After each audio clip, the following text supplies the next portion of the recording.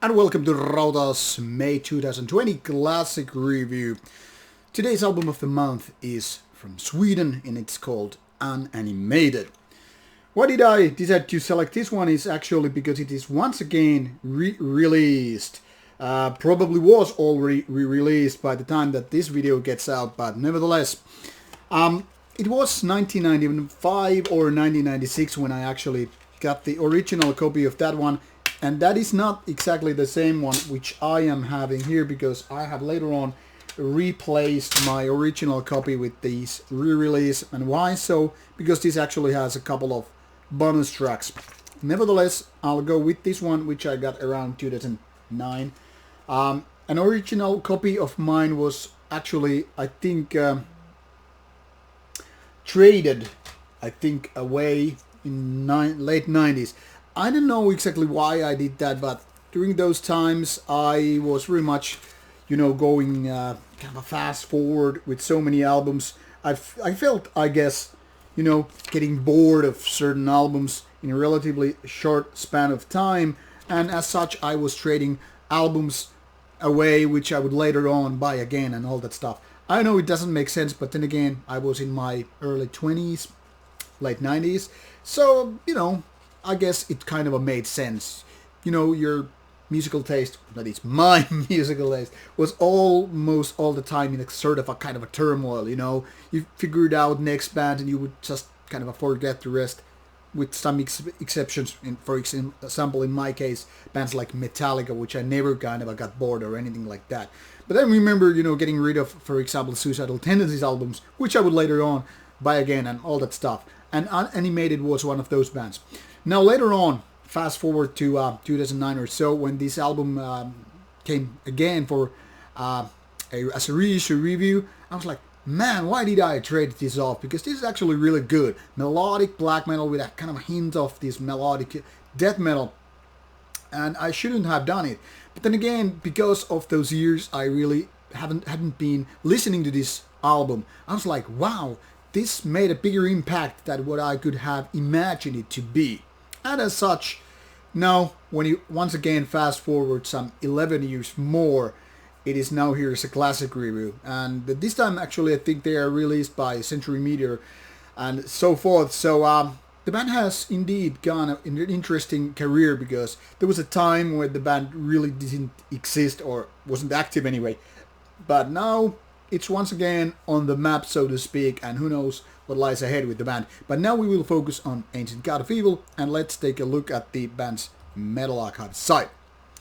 So, as you can see, this band is actually quite old, given it's kind of a melodic death black band, already started in 1988. So, if that was when the band actually had started their black metal, it would be one of the kind of early birds. Not exactly first wave like Bathory and stuff, but still, I mean, it wasn't like the black metal was a thing back in the 1980s in Sweden. I mean, most of the bands started doing their kind of a black metal in early 90s anyway. I mean, Marduk along the first ones and Dark Funeral and all that stuff, but still early 1990s was basically when this kind of a second wave of black metal was still very fresh and new in Sweden as well. Now, the first album in the Forest of the Dreaming Dead, I don't think Unanimated was that good. I think this rating of 83% is a little bit too much. I mean, while it's a decent album and the band surely did something to, get this attention and all that stuff, I think with Ancient God of Evil, when not only they topped like one step, but at least two, because the difference between these two albums is, in my opinion, quite big. Now here you might see these review scores, which are 83 for the first one and second one, and 85 for the third one. Well, in my opinion, Ancient God of Evil is the best album by Unanimated so far. And even though they made a nice Annihilation EP a couple of years ago, nothing really gets close to Ancient God of Evil. The closest might be this In the Light of Darkness, the third album by the band. But as you can see, there was this big span of time the band wasn't active. I don't know what happened. Maybe the guys got older, maybe they got families and jobs, who knows what. But it was all gone. So for a long time, this Ancient God of Evil was the kind of a legacy the band had left and then vanished from the scene. And this, I think, in so many ways brings even more weight to the actual album, because it's combination of being kind of a catchy, kind of a fast tempo, but also atmospheric, melodic, very well balanced, dynamic album. You know, there is something that really strikes. I mean, back in the 1990s, when I was very new to the black metal, especially during 1995, 1996 era, I had barely been there for a couple of years, you know. I really couldn't, you know, compare different bands and albums like that, because everything was new. And, you know, as a 20-year-old kid, you don't have so much experience, that you don't have your, like, these are the first tier bands and second and so forth. So Unanimated was just one of those Nordic, you know, bands doing extreme metal. Obviously, with this kind of cover where you have this inverted cross, it's clear that it was very much appealing to me. Me being this kind of a young kid, anti-Christian and all. I was very much like, okay, this must be my cup of tea. And it was. I mean, the melodic catchiness, very easy to get into, with those hints of melodic death metal. You know, I'm talking about actually melodic metal bands, you know, In Flames, Dark Tranquility, and all that stuff. Hypocrisy, which is more on the death metal side, obviously. But, you know, all these kind of had these blurred lines. But Ancient God of Evil was more into the dissection style, in the being kind of a energetic and being kind of these catchy, very good melodies, good vocals, and once again, good production as well. So everything was right there.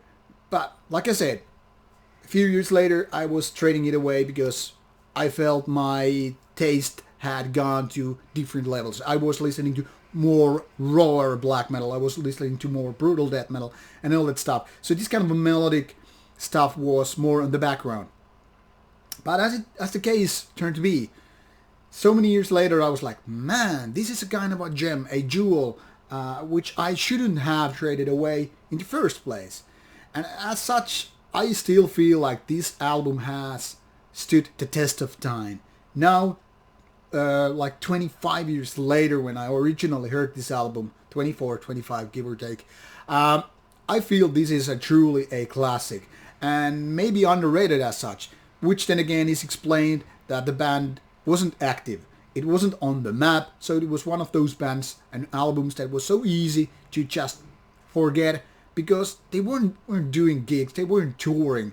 They were not one of those bands that were constantly, you know, being there on the map. I'm talking bands like Marduk, Dark Funeral, and the like, when we're talking about Swedish black metal, that is. So, Unanimated could have been big. They could have been right there in the first class, the first tier of Nordic black metal bands, should they have been active all the time, never disbanded or anything like that. So while I'm happy they are back still, finally, and this album is getting the much deserved new issue, I still felt like too bad that they kind of missed the train back then. Anyway, now it's good time to get back to this album. A good classic melodic black metal album with hints of melodic death metal. In my opinion, it deserves your attention, and in case you missed it already back in the 90s, now it's really good spot or place or time to check it out. First of all, there's new issues out, and it's all over the place anyway, with the links being an old album and stuff like that. So you can pretty much check out all the versions here. I'm sure you will find one of those versions out there with a decent price tag. And in case you just happen to be reluctant to buy it like that, well, give it a listen. It totally deserves that. In my opinion, a good classic album that deserves to be right there in the limelight. Anyway, thank you for watching this classic review. Should you have any comments or opinions or whatever, put them on the box below and I'll get back to you. See ya and take care.